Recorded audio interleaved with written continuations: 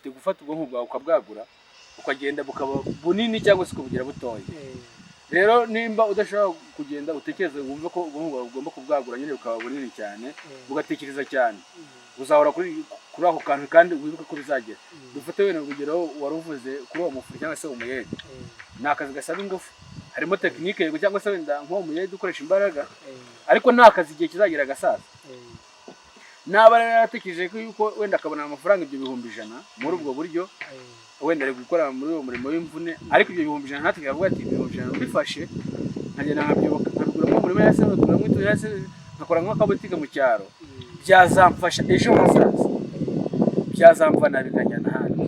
Ni ukuvuga ngo renaming constant kuba azaguma hahandi ari kubera ko atigeze tekereza iyo mishinga. Rero muri cya gihe azagira akazi kakabura cyangwa se agacika imbaraga, meni maga muri mbari umuyede akaba agishoboye kwikorera ihene iriho amabuye wenda cyangwa se umucanga ngo wikorera, wamufuna akaba adashoboye kugenda atora inyundo cyangwa se atagikora bisika akazi kwisikara saza. Naba amafaranga yarakipinza akomeza kumva ko akazi ari akunga ko gusa, urumva ya mafaranga ari yagiye urute naba yaritwaye nabi kwikosa rimwe azaba yarakoze gare muri nyafu, azahita ajya mu buzima bubi. Ariko nimba yarakoze ikiyede avuga ati ikiyede kiravunanye no muri gusa ariko nubwo uvunanye ejo uzambesha ikintu runaka, cya kintu yakimbesha ikintu mve aho ngaho mbi wa muntu wari umuyede byo mbisikana n'abantu bavuga ati dore wa muntu wari umuyede aha ngaha atwaye moto cyangwa se wenda atwaye imodoka cyangwa se afite butike yase afite iki. Urumva ibyo byose bizaba ari ingaruka z'amateka kandi ari ibintu biri kumafekta.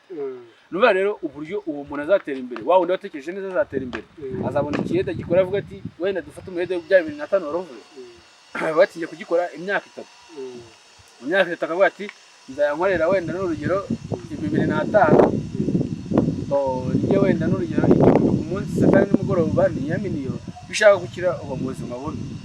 Icyo cya kabiri bishaka kugira ngo ube mukuru wicisha bugufi, bishaka kuba umwana wishyira hejuru kuko barakuri kugatumbagira nyuma yaho kugaruka bakubwira ati sha wajyaga. Urumva rero biba bigomba kwitera icyuma kubera ko nimba uri umuyede cyangwa se ukaba uri umufundi hari amafaranga ugira ugomba kwitera icyuma kugira ngo ubashe kubaho. Rero ya mafaranga 500 uzemera kujya saa 6 cyangwa se 300 nimugoroba ukarya 700 bitokazikira mu kazi kongera kurya saa 6 kugira ikintu geraho wenda tubare kuba no mu nzu wenda 15. Urumva nimba uri umuyede ukora 2005 ugiye mu nzu y'30 byaba ari ikibazo, ugomba kuba mu nzu ntoya. Ubwo ninzi gusaba sengisi sibaye icya 5 gusigaranye 1,000 wenda ukabura kamwe ati kwezi ndizavinga 30. Urumva ku mwaka uzafite 30. Nuba wihaye rero imyaka 5 ukora akazi kawe k'ikiyede kivunanye, birashoboka cyane ko mu myaka 5 muri 300 uzafite miliyoni 2 n'umushinga munini cyane ukaze amafaranga uyafite miliyoni 2 wakora business zishoboka, waguramo moto umumotari, wakoramo boutique birashoboka kwako ndi kwizigama. Rero urumva ubuzima bwawe nubwo wakomeza cya kiyede moto ushobora kubutayitwara wewe nakora kutabona umwanya kwiga perimi, ariko ukayihereza umumotari akajya kwiba bikamutunga, ariko nawe ukaba haraya kuverisa ko ntiyakwiba buri munsi.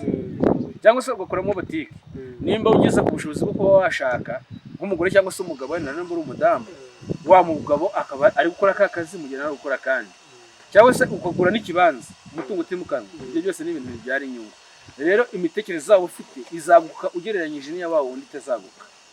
Yes, nkaba nemeza rero ngewe ko ubuzima turimo aka kanya bushobora guterwa n'uburyo ejo twari twitwaye ejo hashize, ariko nabwo ubuzima uzabamo ejo hazaza bikaba byaterwa n'imyitwarire ufite uyu munsi. Tureka kubaho mu buzima bwo kumva ko tugiye gupfa cyangwa se tugiye kurangira, aho dutekereza ibintu byatugirira akamaro, tujya gutekereza ibintu biri aho ngaho. Akenshi dukunda gutorwa na ambiance, twumva dukeneye kwemeza, twumva dukeneye kwambara neza, umuntu akavuga ati kana kambara neza, dukeneye kugaragaza ko twakiza ariko bitari mu bikorwa, ku masura uko tugaragara, mu myambarire, mu mvugo tuvuga, tukaba turi abakire ku rurimi, ariko mu bikorwa tukaba turi zero. Nukumvikana ahubwo twakabaye turetse amafaranga dufite ibikorwa bikivugira, ariko abenshi ntabwo ariko tubikora. Rero nubu uri umufundi cyangwa se ukaba uri umuyede ugatekereza nabi uzasaza nabi. Niyo handi uzasanga umuntu yapfuye akajya kuvuga ati mwamfashe bimeze gutya muri ubu buryo, wanamubaza ngo byagenze gute, basi uragasaba cyangwa se ubura n'ikibazo ariko kuvuga ati ni kugisobanura muri ubu buryo. Nubwo mbona nguricya habaye ikibazo runaka wenda ndafungwa imyaka 15, imyaka 15 ndasohotse ntari namara amezi 3, wa muntu arapfuye, bizabyumvikana n'umuntu uzajya kumufasha bizabyumvikana, ariko wakoraga ntushobora no gusobanura ngo byagenze gute kugira ngo wumve ko ubuzima urimo bwahinduka cyangwa se uvuga ati ndabigenza gute. Urumva aho ngaho niho uzaba wabyitera. ubwo mbega umuntu wese akwiriye kwaguka, tuvuge niba ari umufundi agakora atekereza yuko akazi ari gukora ari akazi gasaza. Niba ugiye mu bucuruzi ugakora wumva yuko niba ugiye mu bucuruzi nabwo ari ikintu kirangira. Mbega dushaka mbese inama ashaka gutanga, bashaka kuvuga ko buri muntu wese akwiriye gukora yimuka. Yego. Nyine icyo nshaka kuvuga, business aba ufite, reka turebe kuvuga n'ibyo bintu biciriritse nubwo ufite uruganda. Assume that ko covid isasa kandi kazi karuhagarika. Abakozi bagahagarara rugahomba, abakiriya bakabura. No mu gihe turi kuva muri covid babakiriya bakaba badafite ubushobozi bwo kuba za product wakoraga, bivuze ngo uruganda ruzasubira inyuma. Reka turebe gutekereza ku kintu kimwe. Nidufata amafaranga yacu tugashora mu kintu kimwe, anytime kizahomba tuzashwanyuka. Ariko nidufata amafaranga yacu, nimba ucuruza buteka, uruganda ukafite iryo duka, ukafite ucuruza imyenda, ugafata amafaranga yawe ubonye ugakuramo make ukajyana mu yindi business. Ya myenda ishobora kuzahomba, ya business ikazamura ya myenda ukongera ugakomeza ugacuruza imyenda yawe, cyangwa se ya business igahomba imyenda ikayizamura. Ariko turi gufata amafaranga tuyashyira ahantu hamwe, kuko anytime dushyira amafaranga ahantu hamwe, anytime dutekereza ikintu kimwe, iyo haramutse haba effect runaka turahungabana. Sibyo? Turebe gutekereza kandi nkuko babivuga, tuba twagiye mu mashuri tukiga ibintu byinshi, twagera mu masegonderi tugakugira faculty imwe, tugakomeza kaminuza. Turebe gutekereza ko ibyo bintu nibyo bizadutunga byonyine. Ubuzima ko tubayeho byabaye ngombwa ko bidashoboka gusubira mu ishuri nyine. Ubwo ubuzima nyine urumva ashatse ukuntu naza kwiyubaka, ubwo nagira ngo ukurikira Urunana TV yumve ko kwicara ahantu hamwe bidafite aho byamuvana naho byamugeza. Iwacu njyaho navukiye ni mu karere ka Rutsiro, abenshi barahazi ni icyaro kibi byatari. Abana hingaga marekuca iwacu, urumva ko amashuri nari maze kuyaparika, nahinze marekuca, mbona zitangiye kugiraho gake gake, mbona agatiki karanzamuye kangeza i Kigali. Ngeze i Kigali nakoze ikiyede igihe cy'imyaka 3. Imyaka 3 ivuyeho ndazamuka mba umufundi, ariko kubera ubuzima nabayemo nko mw'icyo gihe butuma ntakaza n'amashuri, byamuhaye gukora ntekereza imbere y'abandi ngomba kugira icyo nzahindura cyangwa se ntuzankomokaho. Wenda naguciye mu buryo uvuga, wenda uracyanakomeza aho kantu uvuze n'abantu bakumvireho. Tureke kumva ko tuzakora ikintu bitewe nuko tugeza pressure runaka. Tureke kumva yuko uzakanguka, ubwonko bwawe buzakanguka ari uko ubonye ikintu kigushitura. Kugira ngo murabizi iyo umuntu yapfuye bashobora kumushitura bakareba ko umutima w'ugikora. Urumva ko warakoze naho kantu nyine ndagira ngo mbanze nakabwiye n'abantu bakurikiranye wenda Urunana TV bagakosore. Urumva ko warakoze ukora kuri wa mujinya kuba ati amashuri ndacikije, ndataje nta kintu yamfashije, mama niwe wamfashije wenyine, nkeneye kugira ngo njye ahantu nkuru umuryango. Ariko wenda umuntu ugira amahirwe wenda utari wahura n'ibyo bibazo, akaba atari yaba se wenda famiye, akaba atari yabona umuntu umwitaho, navane wenda nimba agize amahirwe kumva iki kiganiro, wenda afate ibintu biri kukubaho abigira ibye, atangire kwiga gukora bitabaye ngombwa akabona imbarutso. Urumva ko wakoze impitagihe, yuza kuba waratekereje ibyo bintu cyangwa se motivation wari ufite umaze kugera muri ubwo buzima, yuza kuba warayigize mbere, byarashoboka cyane ko ari no gukomeza kwiga cyangwa se ukanabikora uniga. Ariko urumva ko wagize impamvu, ukanona ngo kusore kujyana n'abakurikiranye Urunana TV, nawe wenda ubyumva ntazavuye ngo ndagendera muri ibi nganga nzabikora ari uko runaka atakinyitayeho. Ubikore aka kanya kuko uyu mwanya ni wo wawe, wikita yuko runaka azaba niba afite n'ubujya kwitaho, bikontorora nyine ubikureho yawe fondasiyo, pana kuvuga ngo ese runaka nareka kumfasha tuzababanza ariko nzakora nzamuhitaho. Bikore nushaka kubikorera mu rukundo, ariko wumve yuko igihe azaba atagihari, cyangwa se igihe azaba atakigufasha, ntuzakorana umujinya ngo bati reka nkorane pressure runaka, kuko njye byambaye bimvuga byambayeho nakoranye pressure irenze urugero nakagombye kuba narakoreye. Kuko yenza kuba igihe papa yarakiriho, ko hari ukuntu umubyeyi agira icyo bati akira sengane kadota mwakire sengane mugende mu buri nkweto, ukagenda ukayasagambamo yose ukayarangira. Urumva ko ntabwo natekerezaga yuko imbere hashobora kuzaza ikintu kizamutwara nkabura n'inoti 500. Ibyo uvuga nibyo. Akenshi ubuzima tuba turimo n'ibyo twavuye ntabwo ababyeyi bacu cyangwa se rimwe rimwe bakanabyibagirwa, ngira ngo abantu benshi bafite amarangamuntu, abenshi bafite itariki ya mbere kwa mbere. Yego, bivuze ngo n'umunsi bavukiye ntabwo ubuzwi neza, ariko nta nubwo tuba tuzi igihe tuzapfira. ariko nabwo twirengagiza yuko ubuzima turimo buzarangira, twirengagiza ko ibyishimo dufite uyu munsi bishobora guhagarara, twirengagiza yuko ubuzima bubi tubayemo uyu munsi bushobora kurangira, tukirengagiza akenshi twebwe dushaka gushora. Twene urugendo nimba ujya mu bucuruzi twabumva ko ushoye 1,100, nimba bakubwira ati ikintu ugiye gucuruza hari abagicuruza bakunguka 30,000, uhita wumva ko uwo munsi washoye akaba ubona 130, kandi utazi ko bya 30,000 uzabikorera mu kwezi. Rero akenshi ku kwezi kubatunanira tugacika intege, twiganyira tukagira uti. Kandi iki cya kabiri, nimba unashikangiye business ugomba kumva ko ahantu hitangije nta bakiriya ufite, aho ngaho ugiye kubaka izina. Hari abandi bantu bari bahari bameze nkawe bari bafite abakiriya babo. Akenshi rero bitewe n'imibanire y'abantu n'abandi uburyo bari babanyemo bishobora kuza gutuma atari buze kumureka naza kugura ngo kuri mushyashya, bigatuma ducika intege tugakora ibintu nabi. Yes, tugomba kubaho mu buzima tuzi ko tuzapfa, ariko nabwo tukaba mu buzima nk'abantu bazaramba, tugomba guteganya uburyo tugomba kuba turi muri ubwo buzima nabwo tutandavuye. Wenda wakomeza. Ubwo nyine urumva twari turi nageze mu myaka 3 umaze kuhagera utangiye gukora cyane kuri iyo pressure. Wakoze iki kiyede uvamo mu mufundi. Bumva ko navuye mu ako kazi k'igifundi, nageze mu kazi k'igifundi. Urumva ko nari ngeze mu myaka yo kuba nashaka uburyo nubaka umuryango wanjye. Nyine urumva umuntu uri mu cyaro, uvuye mu cyaro ugeze i Kigali utabyitwayemo neza washiduka wageze mu zindi ngeso runaka. Nanjye nihaye umwanya wo kuva ntireka nshaka ukuntu nza n'umugore ngira ibindi bitekerezo nungukaho, numve yuko nyine ngomba kugira icyo mpindukaho. Ngoma ngeze kuzamukaho nazanye umugore, nari ndi umufundi. Ubufundi nabuvuyemo manye n'umugore ndakeka ari amezi 6 gutyo. Ndagenda njya mu bintu by'uwagenti ndabukora. Urumva ko buri hamwe navaga, urumva ko umuntu watangiye ari umuyede, nta sambu yagurishije, yazamutse aho umufundi.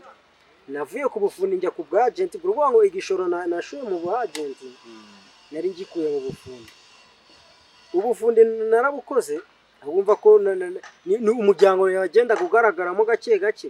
Nimo kugenda niyubakaho gake gake.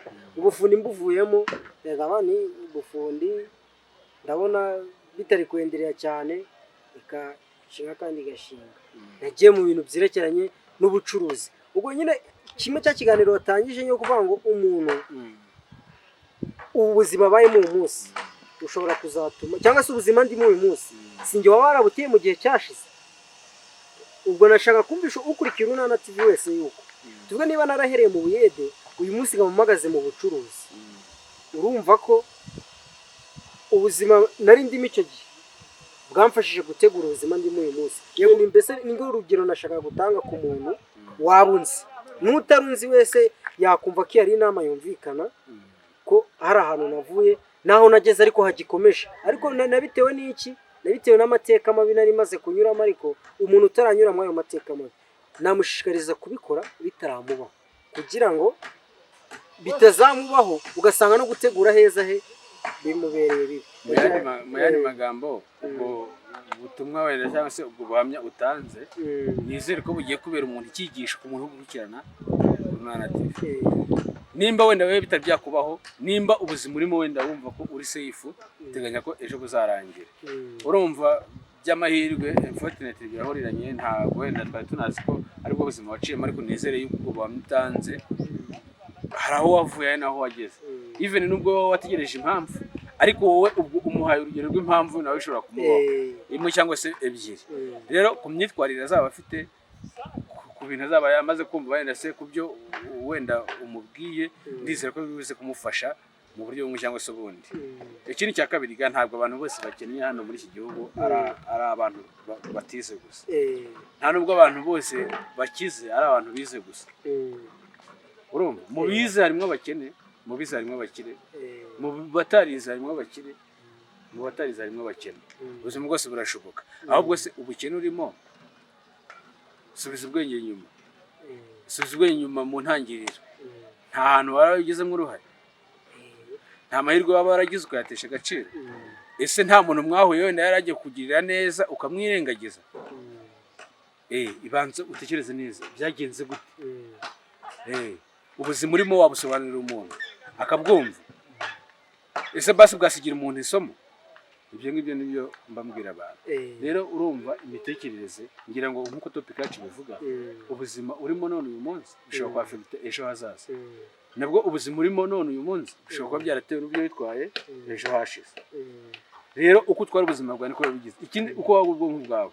None se urafasha ubwonko bwawe gutekereza ikintu kimwe. Urumva ko mu yandi magambo nimba imvura wenda tubaye n'urugero. Dufata ibintu biri simple like that. Wenda urashaka guponda. Guponda urwondo. Ariko kuvuga ko uzaponda ariko imvura yaguye wateze umuvu ugacukura icyobo kibika amazi. Ntutekereze ko ushaka gufata amajerekani. Ugenda uvome ahantu hari amazi, uze ugenda usuka muri yaho ntuza mpaka urwondo runoze. Urumva uri muri ikerereza. Ejo rero nibigera n'imvura yanaza ubwo wari uzi kugiye guponda ubutaka buri aho ngaho imvura ikabujyanye. Ukavuga ati naye nabateganyije imvura izagwa ngaponda none n'ubutaka yabujyanye. My friend, ubwo nta kosa ririmo gufata ubwonko bwe akumva ko bya 2025 azakorera mu buyede, akumva ko aribyo bihagije. Mu yandi magambo yamaze gushyikiriza kikatiye mu ejo rero ni habaho ikintu kampani igahagarara cyangwa se abantu bakamutera ikize cyangwa se hakaza abandi bantu bamurusha kuko nayo imaze gusobanura. Ngira ngo urabizi wenda dufate nk'abantu bubaka amataje. Mbere urabizi ko hari igihe bajyaga gukora ugasanga baba bari kumena etaje bagashaka ntuza amashevu cyangwa se ibiti bakabisongoza akaba ari byo binyaza inzu. None ubu ngubu haje foreze, bivuze ngo foreze yarisimbura baba. Urabyumva? Rero nimba bari muri ya kampani iri mu bantu banyaza ya leta bakoresha ibiti hakaza foreze ubwo tayari akazi kararangiye. Rukumvikana hari amamashini asize. Nimba wari muri ibyo bintu uri umuyede uzi ko akazi kawe ari ugusiza akaba ari imashini. Ikibanza cyose umuntu uzasiga bwatezaki akazi imashini ni ikibazo. Kandi ngira ngo urabizi iyi technology igeze.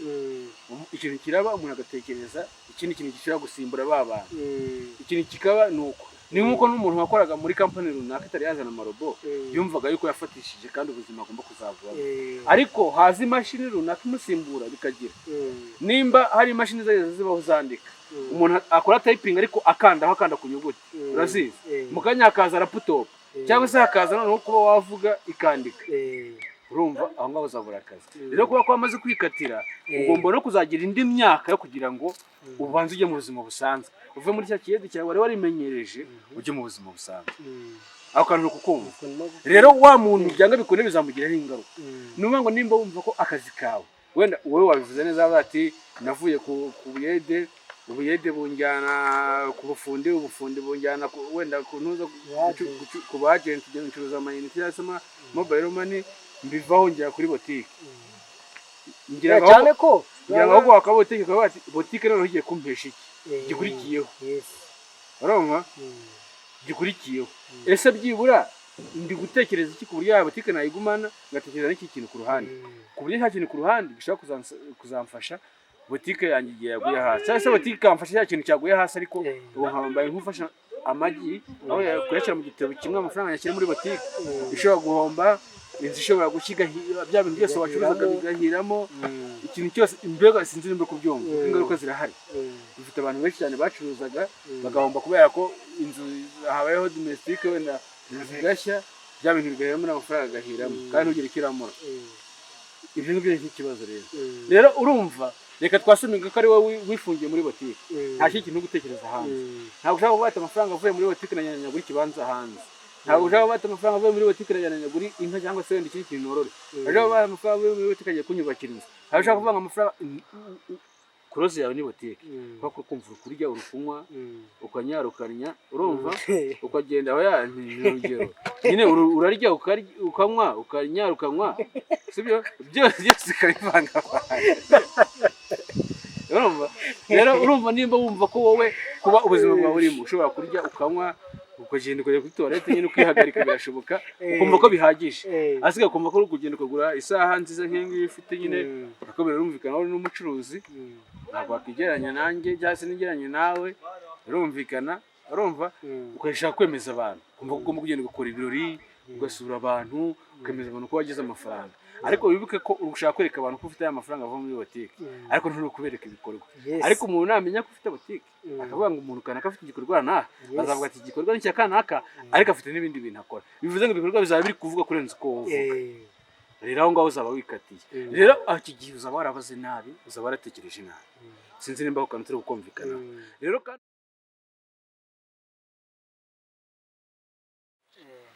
twongeye tubashimiye abakurikiye Urunana TV, tubashimiye ko mudukurikira kenshi, mudutera inkunga yo gukora subscribe, share and comment mutwandikira.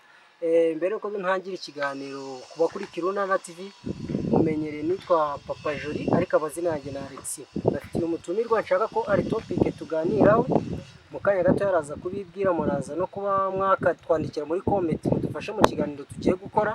Namwe ikaze agatangira bibwira, karibu umushyitsi ngo nakita umushyitsi. Murakoze cyane. Nanjye nitwa Daniel kugira ngo abenshi bazi nka professor. Hari n'abanzi nka Lionel bitewe n'uburyo naho twahuriye mu mafilime atandukanye, ariko unzi nka Lionel Sava n'unzi nka Professor Sava n'umbonye bwa mbere. Ubwo ndibwira ko tubashije kumenyana, nkaba nishimiye kubana namwe ku Urunana TV kuri iyo topic.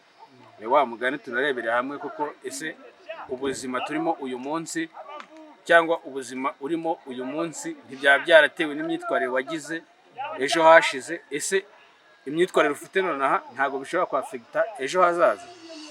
Mwese muragenda mutubwira nyine nkuko yabivuze, munakande subscribe ku Urunana TV, muratanga ibitekerezo, ngira ngo turaza gusangira ibitekerezo neza. Murakoze cyane. Ese professor, ni gute umuntu aba mu ubuzima abayemo aka kanya akabasha kuba yabutegura kugira ngo ko ushobora kubutegura neza cyangwa se ukaba wabutegura nabi? Hari umuntu ufite tasha aka kanya cyangwa se umuntu udafite n'ihene aka kanya, we ni gute umuntu yashobora kumanaginga ubuzima kugira ngo ahazaza hazabe heza, ntihazaze kuba habi? Kuko buri wese ukurikiye Urunana TV n'utarukurikiye wese azi yuko umuntu wese akora, uruhinja rwose ruvuka rutegura ahazaza hawe. Ni gute umuntu yategura ahazaza he hakamugiraho ingaruka nziza, cyangwa se agategura ahazaza he hakamugiraho ingaruka mbi? Murakoze cyane. Mbanza no kubashimira cyane abemeye kuduha umwanya no kwakira ibiganiro by'Urunana TV. Iki kibazo kirakomeye ariko ngendaza kugisubiza mu buryo bworoshye mu buryo bwanjye. Namwe niyo mpamvu twaganga ibitekerezo, wumva hari igitekerezo ndi inyunganizi araza kubitubwira muri comment tuvuga ati ibyo bintu uvuze wenda nibyo, cyangwa se wenda ibintu byacu muri ubu buryo. Umugabo z'amagambo arakoze, ariko icyo navuga, umuntu yarambajije ngo uburyo ushobora gutegura ejo hazaza yawe cyangwa ubuzima urimo cyangwa se uzajyamo ukaba bwiza cyangwa se ukaba birashoboka. Wenda ndabivuga muri ebyiri, umuntu wese araza kubyumva mu buryo tuganira gake gake kandi tuganira. Ndizera ko buri muntu wese araza kunyura. Rero iyo mwumva reka mbere kuri kote cyangwa se ushaka gutegura ahazaza hawe bakaba ko gutekereza, cyangwa se ugategura ahazaza hakaba habe ariko reka mbere haba heza. Ngira ngo muri ubu buzima tubamo umuntu wese wavutse abazi ko azagira igihe agapfa. Ubundi kuvuka igare gutegereza gupfa igare nyuma ibyarangiye muri ubu buzima. Rero umuntu ushaka gutegura ejo hazaza hakaba biraterwa n'uburyo akoresha ubwonko bwe.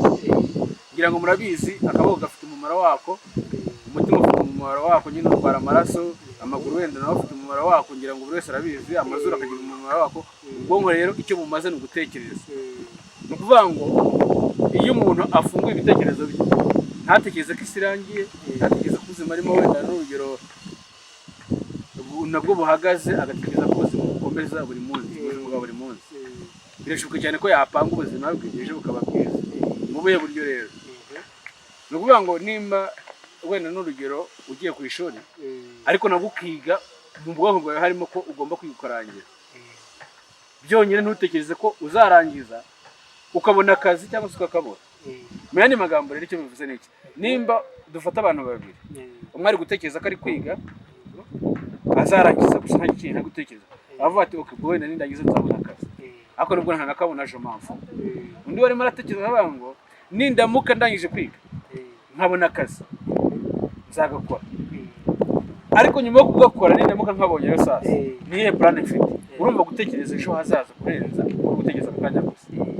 Urumva ari gupanga akonya avuga ati nindamuka ndangije kwiga nkabura akazi, nshobora guca muri izi nzira nkihangira akazi, swate nshobora kwinjirira mu mirimo wenda isaba ingufu, yaba ubukarani, neza, ubuyede, ko nanga, ubuhinzi, ubworozi, ibintu nk'ibyo byose. Aba batereka ibintu abikora kuri target kugira ngo nzagire kuri uyu mushinga. Urumva ko ngo ubwonko bwe buraguze, afite proposal bwe, nani magambo azasohoka, naba mu ishuri nabura akazi aca, naramuka akabonye agakomeza kandi ajya kurangiza. Bitandukanye na wa muntu uvuga ati ngende kwiga uyu munsi, ariko nubwo ndi kwiga uyu munsi ejo ninabura n'akazi, nta kintu bimbwiye, mfite umuryango ukomeye, mfite famille ikomeye izantunga, ariko mu by'ukuri uko ya famille nubwo yagutunga ibifite mu nshingano, ariko ejo ushobora guhagarara. Urumva ko abo bantu babiri, dufata urugero wenda ku bantu b'abanyeshuri, cyangwa se reka dufate wenda n'urugero ku bantu b'abahinzi. Hari umuntu w'umuhinzi cyangwa se wenda utaraneza ariko ufite imirimo akora, nugenda ugafukasinga ku kazi ukora gusa, ukavuga ati akazi kanjye niho kazantunga ubuzima bwanjye bwose, uko byagenda kose bizakwafekita ejo hazaza. Ariko nimba umuntu afite akazi ariko uvuga ati akazi ndi kugakora kugira ngo kabyara kandi kazi, akazi ndi kugakora kugira ngo kampeshe ubundi buryo bwo kugira ngo mbashe kubaho mu buzima, abo bantu babiri baratandukanye. Rero wa muntu uri gutekereza mind izunguruka ivuga ati nimba mbonye igihumbi nari ngikuye muri aha wenda ari ikinyungu, iyi nyungu mbonye aho kugira ngo nyibike reka nyijyane muri aka kazi kandi mani magambo. Ubundi umufilozofi aravuga ngo nta mpamvu yo gutwara amagi mu gitebo kimwe. Yego, rero ugomba kumva ko amafaranga yawe ufite utagomba kuyashyira mu kantu kamwe, ugomba kuba yafite mu buryo butandukanye. Ukaba ufite amafaranga muri business imwe no mu yindi, imwe ishobora kuba yahagarara, yayindi kazamura, yayindi kayibyutsa, yayindi yahagarara, iyo ngiyo uri gukora yindi kayibyutsa. Ariko nimba uri gutekereza ikintu kimwe cyangwa bikunde bizakwafekita, bituma udatekereza neza. Ariko nimba ubwonko bwawe bukoresha ukumva ko ubuzima urimo ugomba kubutekereza. Reka tuvuge ko twese tuvuka twambaye ubusa, ibintu byose dufite musuzana bisiga, ariko bivuga ko niyo tutabifite biraducana. Navuga ngo nimba udafite amafaranga nta kintu avuze pe, nitubikompara n'ibyishimo nta kintu uzayibuza, ariko amafaranga nubwo utayafite ubuzima buzagucana, ariko n'ubu uyafite bizakorohereza kuba mu buzima. Ngira ngo iki kibazo kirasobanutse, kiri bwa nimba hari ikibazo wenda wumva waba ugifiteho nayo discussing. Aho ngaho numva ko abakurikira Urunana TV nabo baragira icyo bagenda batwongereraho, wumva ko umuntu ugomba gutegura ahazaza he hakaza kuzamubera heza igihe kirekire. Nuko Nutwaye ku munyeshuri uri kwiga primaire cyangwa se secondaire uri kugenda azamuka gutyo, hari umunyeshuri nyine wiga avuga nti data wacu umusirikare cyangwa se akora akazi kanaka, akiyumvisha yuko narangiza kwiga ashobora kuzajya mu gisirikare, ntatekereze ko bishobora kuzanga, cyangwa se ntatekereze nti ushobora kuzarangiza amashuri nkabura akazi. Ariko wa wundi wiga avuga nti nimbura akazi nzaca hanze nzabona amafaranga, n'incangaha bizagenda gutyo. Urumva ko we ni ya ntego yo kuba wavuka ukabasha kugira ute guhereza ubuzima bwa fondasiyo, ukitekerezaho ahabanje n'ahazaheruka. Ariko hari ikintu ntajya niyumvisha neza, Urunana TV baherutse twandikira kenshi batubwira ati ni gute umuntu aba ari umufundi cyangwa se yaba ari umuyede ukorera 2,000 n'amafaranga 500, ndakeka ariho bigezeho hano mu mujyi wa Kigali, akazabasha gukorera ayo mafaranga akiteza imbere, cyangwa se ugasanga umwe yarakoze yiteza imbere, undi arakora yiteza imbere. Uwo muntu ni iyihe nama wamugira, cyangwa se nicyo gisubizo wahereza uwo muntu waduhaye icyo gitekerezo? Ndakuvuga ngo mu by'ukuri byose bitubaho akenshi, nemera ko ari imyitwarire wagize wowe ubwawe, wenda hakabona percentage z'amateka yawe ufite z'ubuzima, aho uvuka, aho mugendana, abo muturanye, ingaruka z'igihugu urimo, wenda z'amateka y'igihugu urimo, byose birakwafekta. Ariko nyirizina hafi 60% cyangwa 70% byose bigenda biterwa n'iki? Bigenda biterwa n'imyitwarire wagize. Wenda ufashe urugero ku muntu w'umuyede cyangwa se umufundi, sibyo? Reka dufate urugero, ngira ngo twabonye ingeri nyinshi zishoboka muri bihe turimo, ngira ngo wese covid itakanguye, sinzi ikibazo yaba afite. Bisa naho ari nk'akantu k'agatiriga kaje kugira ngo gakore ku mitima y'abantu byose tekereze kabiri. Ngira ngo mwarabibonye ko umuntu ashobora kuba yari afite company inakora neza yembe abakozi, igihugu nta ntambara ibayemo, nta byuzurujemo ngo wenda ibintu bisenyuke, nta Rwanda yawe sikiro runaka kishikungabanya nta muntu kwiga, byaba bifite ko bigaho bitewe n'iki? Wenda n'indwara runaka nawe wenda twashyira mu birenze. Rero urumva dufate babantu nk'uko wari ubivuze, ufite gufata ubwonko bwawe ukabwagura ukagenda bukaba bunini cyangwa se kubugira butoya. Rero nimba udashobora kugenda utekereze wumve ko ugomba kubwagura nyine bukaba bunini cyane, ugatekereza cyane, uzahora kuri ako kantu kandi wibuke ko bizagera. Dufate wenda urugero waruvuze kuri uwo mufu cyangwa se umuyede, ni akazi gasaba ingufu, harimo tekinike yego cyangwa se wenda nk'uwo muyede ukoresha imbaraga, ariko nta kazi igihe kizagira gasaza. Naba yaratekereje ko yuko wenda akabona amafaranga ibyo 100,000 muri ubwo buryo wenda ari gukora muri uwo murimo w'imvune, ariko ibyo 100,000 natwe yavuga ati 100,000 mbifashe nkagenda nkabyibuka nkabigura mu murimo yase nkakora nk'akabutike mu cyaro, byazamfasha ejo hazaza, byazamvana bikajyana handi. Ni ukuvuga ngo renaming constant, kuba azaguma hahandi ari kubera ko atigeze tekereza iyo mishinga. Rero muri cya gihe azagira akazi kakabura cyangwa se agacika imbaraga, mene maga muri mbari umuyede akaba agishoboye kwikorera ihene iriho amabuye wenda cyangwa se umucanga ngo wikorera, wamufuna akaba adashoboye kugenda atora inyundo cyangwa se atagikora bisika akazi kuzikara saza. Naba amafaranga yarakipinza akomeza kumva ko akazi ari akunga ko gusa, urumva ya mafaranga ari yagiye urute naba yaritwaye nabi kwikosa rimwe azaba yarakoze gare muri nyafu, azahita ajya mu buzima bubi. Ariko nimba yarakoze ikiyede avuga ati ikiyede kiravunanye n'umurimo gusa n'ingufu, ariko nubwo uvunanye ejo uzambesha ikintu runaka, cya kintu yakimbesha ikintu mve aho ngaho mbi wa muntu wari umuyede byo mbisikana n'abantu bavuga ati dore wa muntu wari umuyede aha ngaha atwaye moto cyangwa se wenda atwaye imodoka cyangwa se afite butike se afite iki. Urumva ibyo byose bizaba ari ingaruka z'amateka kandi ari ibintu biri kumafekta.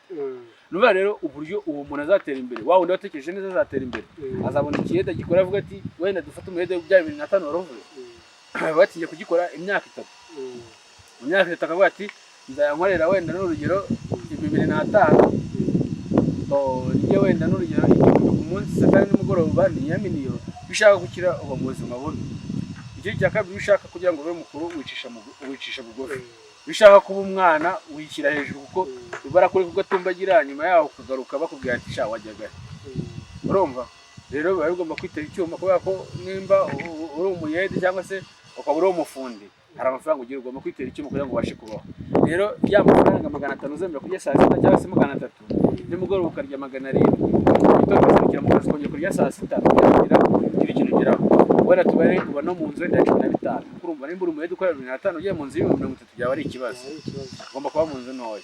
Ubwo ninzi gusaba sengisi sibaye icya 5 gusigaranye 1,000, wenda ukabura kamwe ati ku kwezi ndizavinga 30,000. Urumva ku mwaka uzafite 60,000.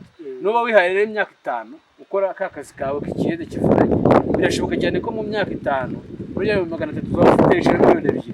2,000,000 n'umushinga munini cyane ukaze amafaranga yafite 2,000,000 wakora business zishoboka, wakuramo umumotari, wakuramo botike birashoboka kwako ndi kwizigama. Rero urumva ubuzima bwawe nubwo wakomeza cya kiyede moto ushobora kuba utayitwara wewe nakora kutabona umwanya kwiga perimi, ariko ukayihereza umumotari akajya kwiba bikamutunga, ariko nawe ukaba haraya kuverisa ko ntiyakwiba buri munsi. Cyangwa se ugakoramo botike nimba ugeze ku bushobozi bwo kuba washaka nk'umugore cyangwa se umugabo wenda nimba uri umudamu, wa mugabo akaba ari gukora aka kazi mugena no gukora kandi, cyangwa se ukagura n'ikibanza umutungo utimukanwa. Ibyo byose ni ibintu byari inyungu. Rero imitekerereze zawo ufite izaguka ugereranyije n'iya wawo undi tezaguka. Yes, nkaba nemeza rero ngewe ko ubuzima turimo aka kanya bushobora guterwa n'uburyo ejo twari twitwaye, ejo hashize. Ariko nabwo ubuzima uzabamo ejo hazaza bikabyaterwa n'imyitwarire ufite uyu munsi. Tureka kubaho mu buzima bwo kumva ko tugiye gupfa cyangwa se tugiye kurangira, aho dutekereza ibintu byatugirira akamaro, tujya gutekereza ibintu biri aho ngaho. Akenshi dukunda gutorwa na ambiance, twumva dukeneye kwemeza, twumva dukeneye kwambara neza, umuntu akavuga ati kana kambara neza, dukeneye kugaragaza ko twakiza ariko bitari mu bikorwa, ku masura uko tugaragara, mu myambarire, mu mvugo tuvuga, tukaba turi abakire ku rurimi, ariko mu bikorwa tukaba turi zero. Nukumvikana ahubwo twakabaye turetse amafaranga dufite ibikorwa bikivugira, ariko abenshi ntabwo ariko tubikora. Rero nubu uri umufundi cyangwa se ukaba uri umuyede ugatekereza nabi, uzasaza nabi. Niyo handi uzasanga umuntu yapfuye akajya kuvuga ati mwamfashe bimeze gutya muri ubu buryo, wanamubaza ngo byagenze gute, basi uragasaba cyangwa se ubura n'ikibazo ariko kuvuga ati ni kugisobanura muri ubu buryo. Nubwo mbona nguricya habaye ikibazo runaka wenda ndafungwa imyaka 15, imyaka 15 ndasohotse ntari namara amezi 3, wa muntu arapfuye, bizabyumvikana. N'umuntu uzajya kumufasha bizabyumvikana, ariko wakoraga ntushobora no gusobanura ngo byagenze gute kugira ngo wumve ko ubuzima urimo bwahinduka cyangwa se uvuga ati ndabigenza gute. Urumva aho ngaho niho uzaba wabyiteye. Ubwo mbega umuntu wese akwiriye kwaguka. Tuvuge niba ari umufundi agakora atekereza yuko akazi ari gukora ari akazi gasaza. Niba ugiye mu bucuruzi ugakora wumva yuko niba ugiye mu bucuruzi nabwo ari ikintu kirangira. Mbega dushaka mbese inama ashaka gutanga bashaka kuvuga ko buri muntu wese akwiriye gukora yimuka. Yego. Nyine icyo nshaka kuvuga business abafite reka turebe kuvuga n'ibyo bintu biciriritse nubwo abafite uruganda. Assume that ko covid isasa kandi kazi karuhagarika. Abakozi bagahagarara rugahomba abakiriya bakabura. No mu gihe turi kuva muri covid babakiriya bakaba badafite ubushobozi bwo kuba za product wakoraga. Bivuze ngo uruganda ruzasubira inyuma. Reka turebe gutekereza ku kintu kimwe. Nidufata amafaranga yacu tugashora mu kintu kimwe anytime kizahomba tuzashwanyuka. Ariko nidufata amafaranga yacu nimba ucuruza guteka uruganda ukafite iryo duka ukafite ucuruza imyenda ugafata amafaranga yawe ubonye ugakuramo make ukajyana mu yindi business. Ya myenda ishobora kuzahomba ya business ikazamura ya myenda ukongera gukomeza ugacuruza imyenda yawe cyangwa se ya business igahomba imyenda ikayizamura. Ariko turi gufata amafaranga tuyashyira ahantu hamwe kuko anytime dushyira amafaranga ahantu hamwe anytime dutekereza ikintu kimwe yo haramutse haba effect runaka turahungabana. Sibyo turebe gutekereza kandi nkuko babivuga twagiye mu mashuri tukiga ibintu byinshi twagera mu masegonderi tugakugira faculty imwe tugakomeza kaminuza. Turebe gutekereza ko ibyo bintu nibyo bizadutunga byonyine. Tugere n'ubuzima bwo hanze tubwige tumenye ngo umuntu akora ikintu kimeze gute bigize. Bibabaje kumva umuntu ashobora kuba afite ubushobozi bwo kuba yagura ifarini akaba afite wenda n'urugero n'amavuta yo guteka irindazi cyangwa se umugati ariko kikaba cyagera wenda tubaye nko ku muganda w'ihuriro adafite ahantu hawugurira. Ntabwo ari byiza kwikubira. Tuvuge ko wenda umuntu ubonye amafaranga wese yakabaye atajya kugura umugati ahantu bawucuruza. Ariko mu gihe nabwo habaye ikibazo gituma udasohoka kuko utafata ufite ifarini ufite amavuta ufite aho wayitekera ukaba utashaka kwitekera umugati ni ikibazo. Ibyo tugomba kubibamo tukumva ko bishoboka. Ni n'inama zakagura abantu b'urubyiruko kurabona tuvuge nk'umuntu wo kugira w'umuyede ntabwo tuvuze ngo tumukure mu kazi ariko nawe akoze akavuga nti mu gihe runaka mfashe ifarini nakora nkiteza imbere. Ibyo nabyo ni akazi ka akenshi abajya mu kiyede bitwaza yuko ngo batabonye amahirwe yo kuba bajya mu ishuri. Sibyo ariko hari n'abagikora barize ariko tugereranye noneho wa muntu utarize ariko nawe ashobora kwinjira ku ifarini agakora akiteza imbere.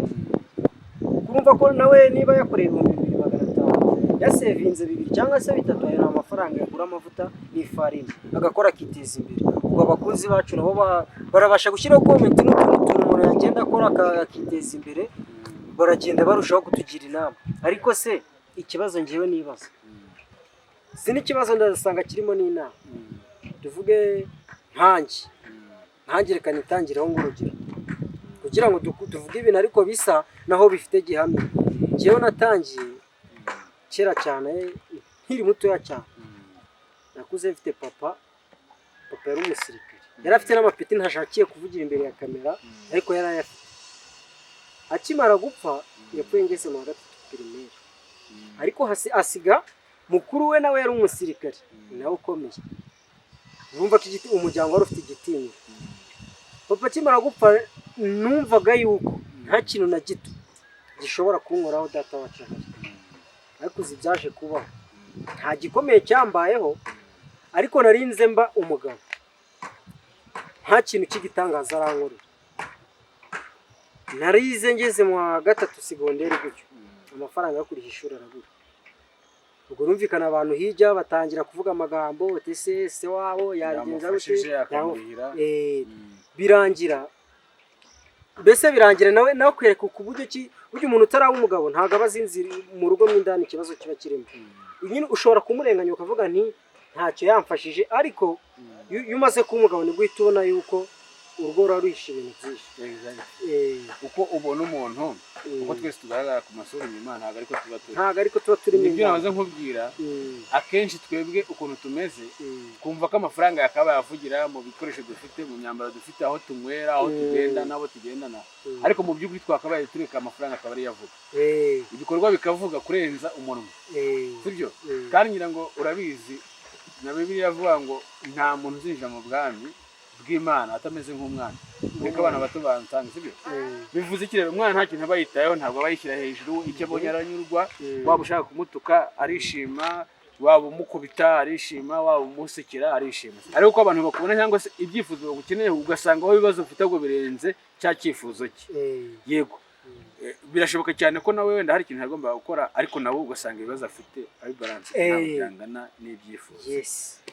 Rero nibyo nakubwiraga nyine utanze n'urugero rwiza wenda n'ubu barahagije kandi na meaning full.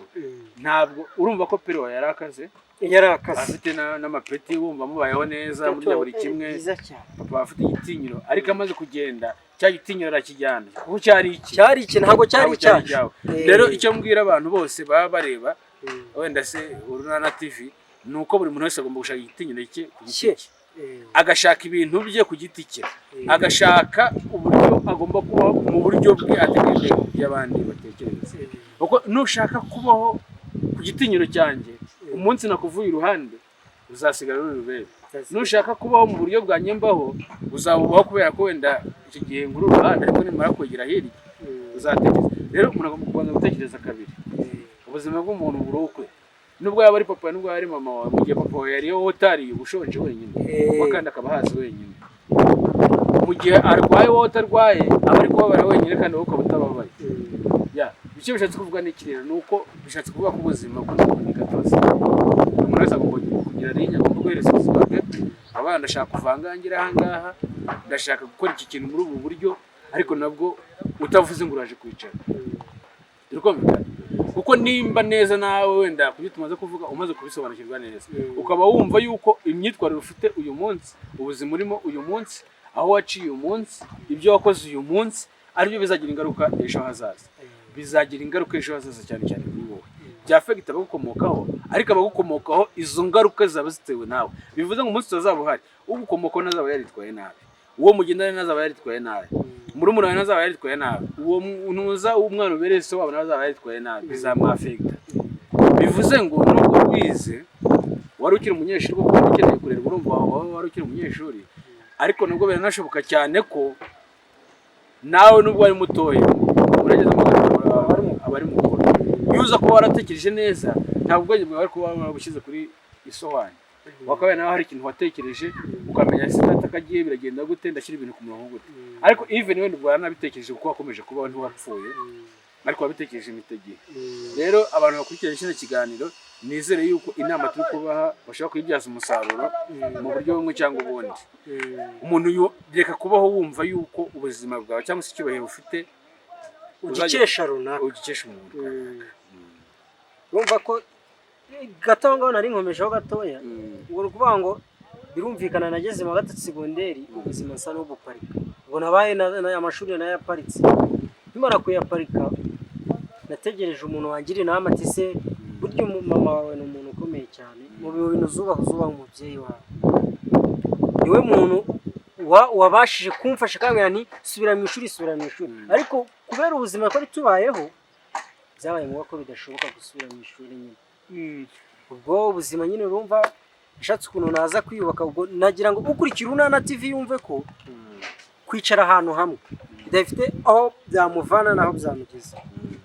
Iwacu njyaho navukiye ni mu karere ka Rutsiro, abenshi barahazi ni icyaro kibi cya byatari. Nkihaba nahingaga marekuca iwacu, urumva ko amashuri nari maze kuyaparika, nahinze marekuca mana zitangiye kugiraho gake mbona agatiki karanzamuye kangeza i Kigali. Ngeze i Kigali nakoze ikiyede igihe cy'imyaka 3. Imyaka 3 ivuyeho ndazamuka mba umufundi, ariko buri kubera ubuzima nabayemo nko mw'icyo gihe butuma ntakaza n'amashuri, byamuhaye gukora ntekereza imbere y'abandi ngomba kugira icyo nzahindura cyangwa se ntuzankomokaho. Wenda nagutiye mu buryo uvuga wenda baracyanakomeza aho kantu uvuze n'abantu bakumvireho. Tureke kumva ko tuzakora ikintu bitewe nuko tugeza pressure runaka, tureke kumva yuko uzakanguka ubwonko bwawe buzakanguka ari uko ubonye ikintu kigushitura. Kugira ngo murabizi iyo umuntu yapfuye bashobora kumushitura bakareba ko umutima w'ugikora. Urumva ko warakoze naho kantu nyine ndagira ngo mbanze nakabwiye n'abantu bakurikiranye wenda Urunana TV bagakosore. Urumva ko warakoze ukora kuri wa mujinya kuba ati amashuri ndacikije, ndataje nta kintu yamfashije, mama niwe wamfashije wenyine, nkeneye kugira ngo njyane nkuru umuryango. Ariko wenda umuntu ugira amahirwe wenda utari wahura n'ibyo bibazo akaba atari yaba se wenda famiye akaba atari yabona umuntu umwitaho navane wenda nimba agize amahirwe kumva iki kiganiro wenda afate ibintu biri kukubaho abigira ibye atangire kwiga gukora bitabaye ngombwa akabona imbarutso urumva ko wakoze impitagihe yuza kuba waratekereje ibyo bintu cyangwa se motivation wari ufite umaze kugera muri ubwo buzima yuza kuba warayigize mbere byarashoboka cyane ko ari no gukomeza kwiga cyangwa se ukanabikora uniga ariko urumva ko wagize impamvu ukananajyanga kusore kujyana n'abakurikiranye Urunana TV nawe wenda ubyumva ntazavuge ngo ndagendera muri ibi nzabikora ruko runaka atakinyitayeho ubikore aka kanya kuko uyu mwanya ni wo wawe wikita yuko runaka azaba niba afite n'ubujya kwitaho bikontorore nyine ubikureho yawe fondasiyo pana kuvuga ngo ese runaka nareka kumfasha tuzaba banza ariko nzakora nzamuhitaho bikore nushaka ubikorere mu rukundo ariko wumve yuko igihe azaba atagihari cyangwa se igihe azaba atakigufasha ntuzakorana umujinya ngo bati reka nkorane puresha runaka kuko njye byambaye bimvuga byambayeho nakoranye puresha irenze urugero nakagombye kuba narakoreyeho kuko yenza kuba igihe papa yari akiriho kuba hari ukuntu umubyeyi agira icyo ati akira sengani kadota mwakire sengani mugende mu buri nkweto ukagenda ukayasagambamo yose ukayarangira urumva ko ntabwo natekerezaga yuko imbere hashobora kuzaza ikintu kizamutwara nkabura n'inota imwe ya 500. Ibyo uvuga nibyo akenshi ubuzima tuba turimo n'ibyo twavuye n'ababyeyi bacu cyangwa se rimwe rimwe bakanabyibagirwa ngira ngo abantu benshi bafite amarangamuntu benshi bafite itariki ya mbere kwa mbere yego bivuze ngo n'umunsi bavugiye ntabwo ubuzwi neza ariko nta nubwo tuba tuzi igihe tuzapfira ariko nabwo twirengagiza yuko ubuzima turimo buzarangira twirengagiza ko ibyishimo dufite uyu munsi bishobora guhagarara twirengagiza yuko ubuzima bubi tubayemo uyu munsi bushobora kurangira tukirengagiza akenshi twebwe dushaka gushora kandi urugendo nimba ujya mu bucuruzi twabumva ko ushora 100,000 nimba bakubwira ati ikintu ugiye gucuruza hari abagicuruza bakunguka 30,000 uhita wumva ko uwo munsi washoye wakaba uri 130 kandi utazi ko bya 30,000 tuzabikorera mu kwezi rero akenshi ku kwezi kubatunanira tugacika intege twiganyira tukagira uti kandi iki cya kabiri nimba unashikangiye business ugomba kumva ko ahantu hitangije nta bakiriya ufite aho ngaho ugiye kubaka izina hari abandi bantu bari bahari bameze nkawe bari bafite abakiriya babo akenshi rero bitewe n'imibanire y'abantu n'abandi uburyo bari babanyemo bishobora kuza gutuma atari buze kumureka naza kugura ngo nukuri mushyashya bigatuma ducika intege tugakora ibintu nabi yes tugomba kubaho mu buzima tuzi ko tuzapfa ariko nabwo tukaba mu buzima nk'abantu bazaramba tugomba guteganya uburyo tugomba kuba turi muri ubwo buzima nabwo tutandavuye wenda wakomeza ubwo nyine urumva twari turi kunengezaho nageze mu myaka 3 umaze kuhagera utangiye gukora cyane kuri iyo pressure wakoze iki kiyede uvamo mu mufundi bumva ko navuye mu kazi k'igifundi nageze mu kazi k'igifundi urumva ko nari ngeze mu myaka yo kuba nashaka uburyo nubaka umuryango wanjye nyine urumva umuntu uri mu cyaro uvuye mu cyaro ugeze i Kigali utabyitwayemo neza washiduka wageze mu zindi ngeso runaka nanjye nihaye umwanya wo kuva ntireka nshaka ukuntu nza n'umugore ngira ibindi bitekerezo nungukaho numve yuko nyine nkomba kugira icyo mpindukaho nyuma ngeze mu kuzamukaho nazanye umugore nari ndi umufundi ubufundi nabuvuyemo imanye n'umugore ndakeka ari amezi 6 gutyo ndagenda njya mu bintu by'uwagenti ndabukora urumva ko buri hamwe navaga urumva ko umuntu watangiye ari umuyede nta sambu yagurishije yazamutse aho umufundi navuye ku bufundi njya ku bwagenti kuruvuga ngo igishoro nashuye mu bwagenti nari ngikuye mu bufundi ubufundi narabukoze urumva ko umuryango yagenda kugaragaramo gake gake nimo kugenda niyubakaho gake ubufundi mbuvuyemo ndaba ni ubufundi ndabona bitari kwenderera cyane ikashinga kandi gashinga nagiye mu bintu byerekeranye n'ubucuruzi ubwo nyine kimwe cya kiganiro watangije nyo kuvuga ngo umuntu ubuzima bayemo uyu munsi ushobora kuzatuma cyangwa se ubuzima ndimo uyu munsi sinjye waba warabutiye mu gihe cyashize ubwo nashaka kumvisha ukurikira Urunana TV wese yuko tuvuga niba narahereye mu buyede uyu munsi ngamumagaze mu bucuruzi urumva ko ubuzima nari ndimo icyo gihe bwamfashije gutegura ubuzima ndimo uyu munsi. Iyo kwaguka akumva ko ntabwo bivuze ngo buri muntu wese nkaba umucuruzi ushobora kuva mu buyede, kuko mu buyede niyo twagiye inama cyane, ushobora kuva mu buyede ukajya kuba umworozi, ushobora kuva mu bworozi ujya mu bindi gutyo.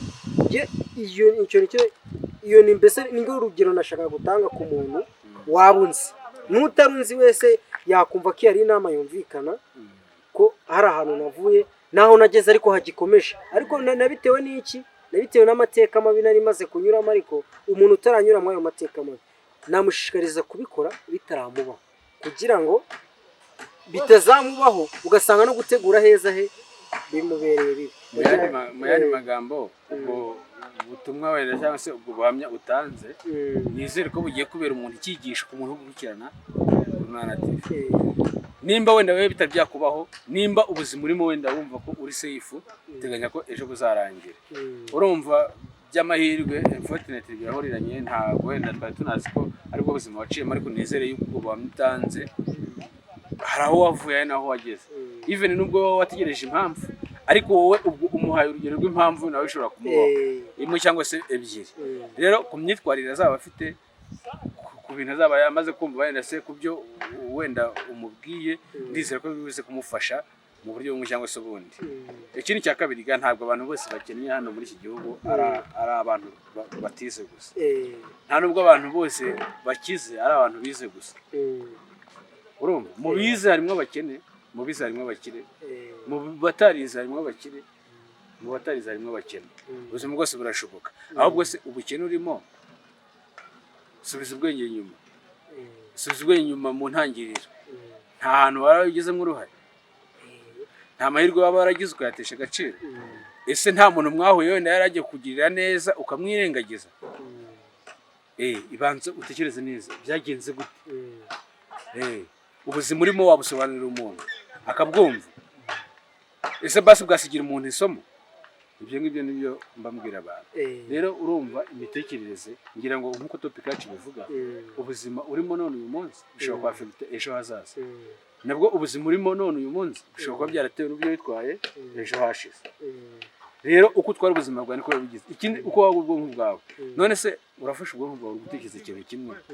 Urumva ko mu yandi magambo, nimba imvura wenda tubaye n'urugero, dufata ibintu biri simple like that, wenda urashaka guponda urwondo, ariko kuvuga ko uzaponda ariko imvura yaguye wateze umuvuga cukura icyobo kibika amazi.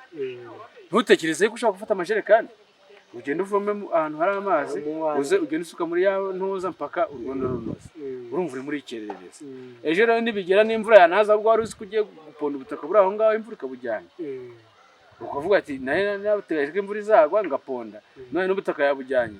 My friend, ubwo nta kosa ririmo. Ikosa ririmo. Mbese urumva ko ibyo ngibyo nyine ibyo nabyo byerekeranye no kuba icyo jambo ubwiye byerekeje nyine kuri wa muntu ugira ubukererwa yitwaye n'urugero, mfite umuntu mfasha agakererwa gukora ibye bimureba. Inshingano ye ngayikore mbere yuko yamvura izarwa ngo abone guponda. Ntatekereze ko imvura ishobora no kurwa rwondo yarungiye ahantu hamwe rukagenda. Ariko gataho ngaho ikintu akantu nashaka koza gato, ko we wavuze uyu nama icyambere nahereho nkubaza, nabanje ngubaza ati se ni gute umuntu yakora ejo yakazamuka. None ariko hari umuntu utabasha gusobanukirwa vuba, ngira ngo banze umubwire buryo ki ashobora no kuba yakora. Yari ahantu heza, tuvuge nk'umuntu ufite fondasiyo y'ababyeyi, ariko akazashiduka yisanze ahantu hari. Aho niho nagiraga naho ngo banze uhabwira abantu bakurikira Urunana TV. Murakoze cyane. Ngira ngo ibiganiro twari tugirana byasaga naho biri gusubiza ibibazo bibiri, ariko reka buri kimwe tugiye umwanya wacyo n'ikindi umwanya wacyo. Ngira ngo urumva opposite y'umuntu watekereje neza, wa muntu gutekereza akagura ubwonko bwe, akabasha gutekereza imishinga. Ubwonko bwe buri gihe yajya kuryama akabanza agatekereza ibyo wakora, agatekereza abo bahuye nabo, agatekereza ikintu cyose yabonye. Ubundi kirazira umuntu muzima udafite ikibazo mu bwonko kuba amasaha 24 yashira yatangira indi saha ya mbere mu masaha 24 gutangira, ngo ndavuga umunsi wose. Ukomanza ngo ejo wize bwije wizi kikamunanira mani magambo ikintu cyose kiba cyakabaye kikubera isomo nubwo cyaba ari ikintu cyiza ukaba ati kiramotive bati iri somo ryo naribonye abantu ribaye naho ringejeje cyaba ari ikintu kibi kikakwigisha rero akenshi tuba mu buzima tugerageza ko ubuzima turimo ari ishuri sibyo rero wenda nimba rero umuntu yaratekereje neza urumva uzatekereza nabi bizamugiraho ingaruka nidufata urugero kuri rwanda ndavuze rw'umufundi cyangwa se umuyede reka dufate wa muyede rero noneho we avuga ati njye akazi kanjye ni ubuyede ndabona ari amafaranga nkorera 2500 ku munsi ubwo mu kwezi mfite 2500 akumva yuko avuga ati njye nta kandi kazi najya gukora atari kiyede kuko kazi ndagafite mfite na company nkorera cyangwa se abantu bamaze kumva ko namaze kubaka izina umuntu wese ndashaka azayampa akazi urumva ukuntu hamaze kuyagerageza tayari yifunze ntagatekereje yuko agiye kuzasaza ashobora gusaza ashobora kuba ryatsinda ritagira bishobora kuba se byagera ngaho hakaza abantu bamureba ukumvikana rero urumva nimba wa muntu yamaze gufata ubwonko bwe akumva ko bya 2500 azakorera mu buyede akumva ko aribyo bihagije mu yandi magambo yamaze gushyikiriza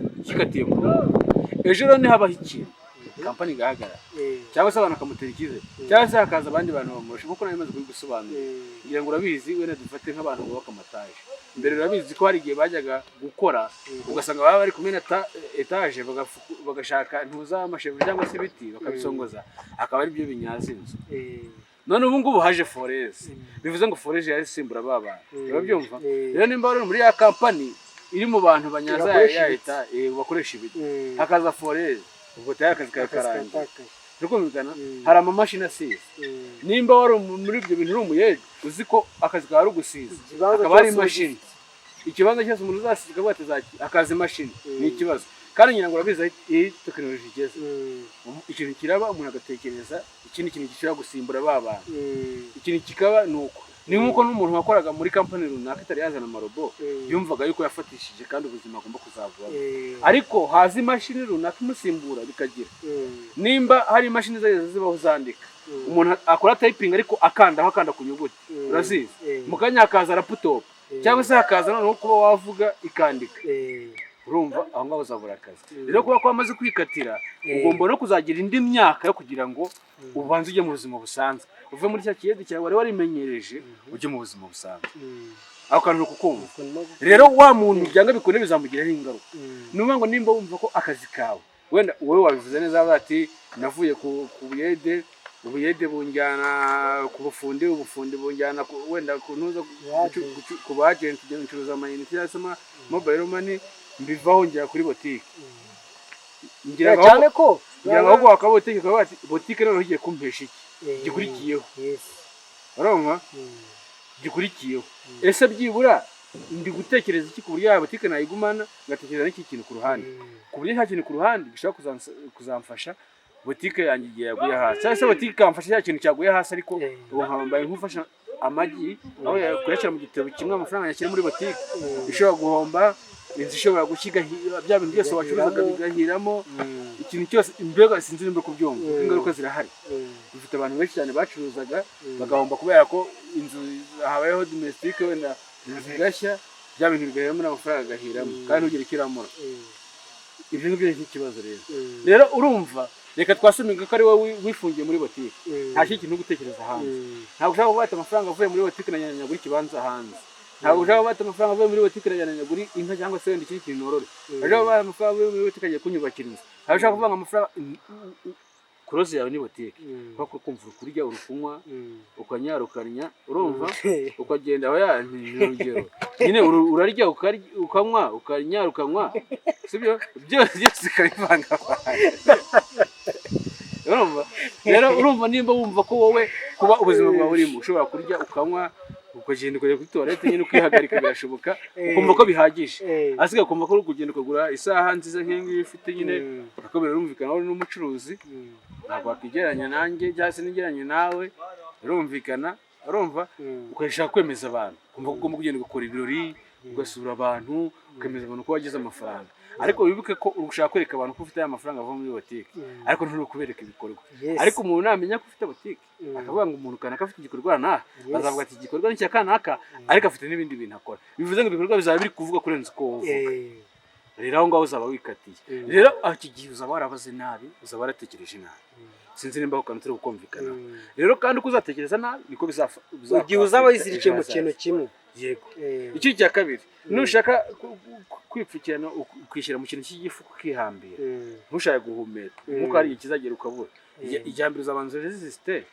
kuko ntabwo umuntu ahita apfa ariko igihe kizagera nkuko ubure urinanguke rero urumva rero wamufunga cyangwa se wamuyede naba yaratekereje nabi azakora nabi cyangwa se abeho nabi ariko bitewe n'iki n'imitekerereze kuko yatekereje akazi kamwe ariko akazi nikamuhesha ikindi kintu byaba byiza wenda nkuko urumva wabaye umuyede biguhisha ubufundi uyu mwanya umuntu akaba yaguhamagara ukubaka n'ubundi cyangwa se n'ubu ukaba ubikora byaba ari fresh iki cya kabiri bwabo agent bwa bufundi bwagwaye kugera ku agent ubu agent ukaba ukibufite ubu agent bwose ndabukomeje urumva rero wowe urugero rwiza nizere ko abantu bose bakurikiye Urunana TV inama bari kugenda bazumva sibyo barimo baragenda bazumva bumve n'imogamizi zagiye zibaho ncuruza amayinite ntago uburyo bwo kuba umuntu yafata phone ye agura amayinite akoresheje mobile money ntago bwari buragoye MTN irabushyira ku buryo wafata imibare ngo kande wigurira amayinite ubu aka kanya umuntu wese ahari